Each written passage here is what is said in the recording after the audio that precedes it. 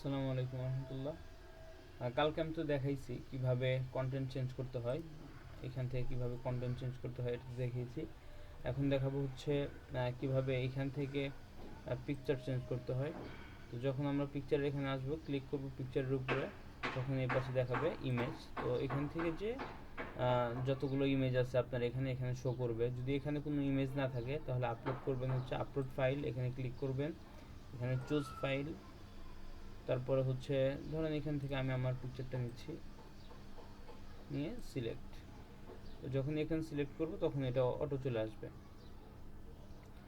And তারপরে এইখান থেকে যদি ফুল কেটে দিতে হয় তখন এখান থেকে আমরা ফুলটা থেকে কেটে দিব, তো অটো কেটে যাবে। আর যদি কোনো প্রবলেম হয় তাহলে অবশ্যই এই পেজ থেকে বেরিয়ে যাবেন, পাবলিশ দেওয়া ছাড়া।